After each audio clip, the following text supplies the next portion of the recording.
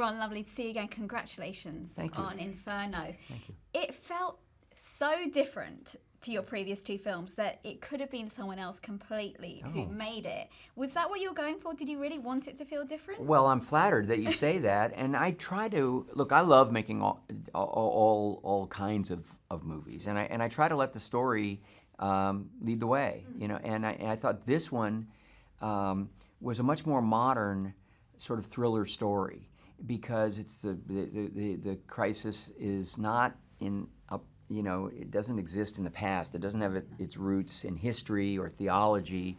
You know, it's of the moment. Overpopulation, the threat of you know, extremist, fanatical, terrorists' approach to the solution.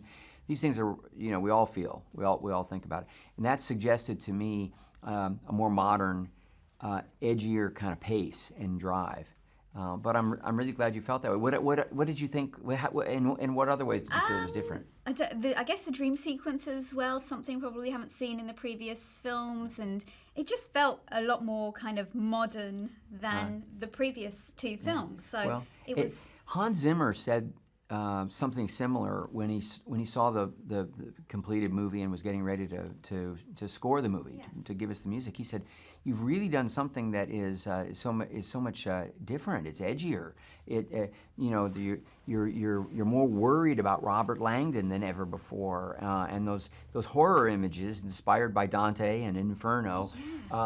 I think surprised a lot of people in really good ways, and his score reflects that, and I think it's more modern, it's edgier, it's cooler. So it's fun to let these stories sort of guide you creatively, react to them, and then share that with audiences. Because at the end of the day, you know, it's popular fiction, and these are meant to be audience movies. I bet there is nothing like filming on location though, because Florence I've been like last month and it is beautiful. I bet just like rather than having to do CGI or build a big stage, or it must be amazing, isn't it, to film on location? But using movie magic is always a kind of a last resort because he writes about these places, and to the extent that you can go and kind of bring the audience with you, you know, that's the greatest, and it's also the tremendous life experience.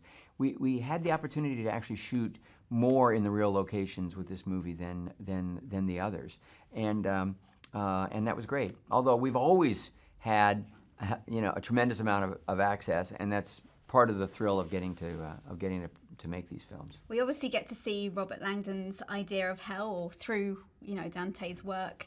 For you, what's your idea of hell?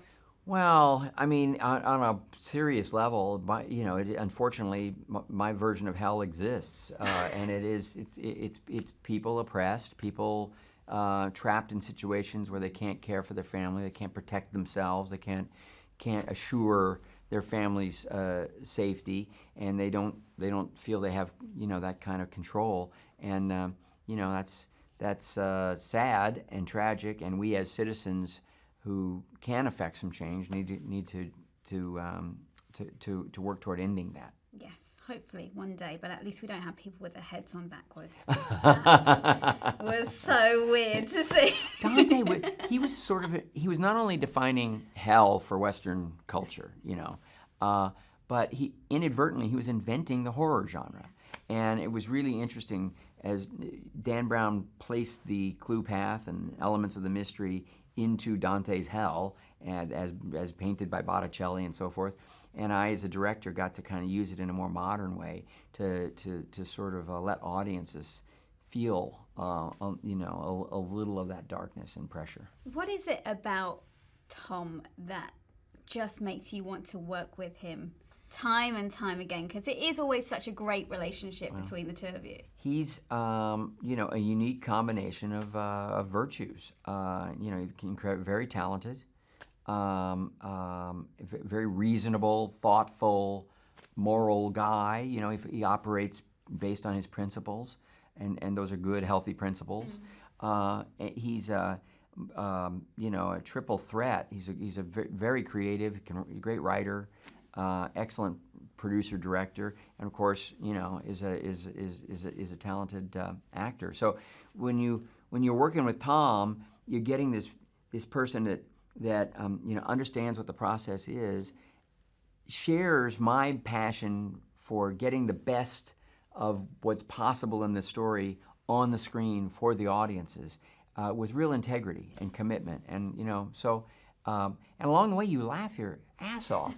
He's hilarious. So I don't know. It's a pretty unique combination. Hi. Oh my God! Sorry. Hey! Zane's got a great voice. I'll just leave it at that. I've wanted to meet you. We haven't met each other yet. Got some lipstick on your teeth.